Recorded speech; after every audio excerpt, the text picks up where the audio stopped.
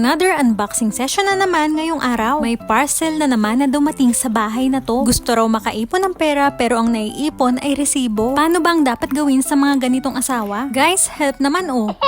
Pero ano nga ba tong binili niya? Dahil sobrang init na, nung isang araw pinagpalit namin ng pwesto yung bedroom at sala. Nasa living room area kasi yung aircon ng apartment na to. Kaya wala na kaming nagawa kundi pagpalitin na lang. At sa pag-aayos namin, dun niya naisip na parang masarap daw manood ng TV habang nakahiga. At sa moment na yon, alam ko na may kailangan na naman siyang bilhin. And on this day, nakakabit na ang binili niyang TV arm. At ngayong araw din, nawala na kami ng TV sa sala. Parang kinakabahan na naman ako ah.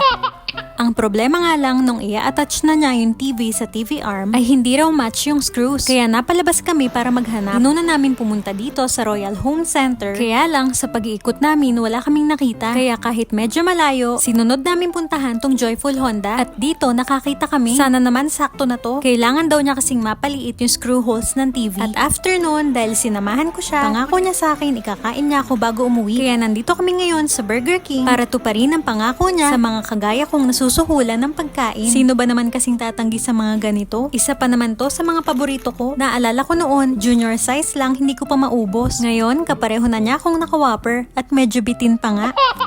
At pag uwi namin, taran! Hindi siya kasya. To summarize, sayang ang lakad namin. Kaya no choice, kailangan na lang niyang palakihin yung butas ng mounting plate sa binili niyang TV arm para magkasya sa hole ng mounting plate yung original screws ng TV. Hindi ko alam kung ano-anong pinagsasabi ko. Basta, yun daw yun. At ito na nga, mission complete na naman si Gastador. Kitang-kita na naman sa mukha kung gaano siya kasaya. At habang inaayos pa nga niya lahat, ako naman ay nag-prepare na nitong pambaon namin para bukas sa trabaho. Kailangan magtrabaho mabuti, lalo na kapag may kasama kang ganito sa buhay.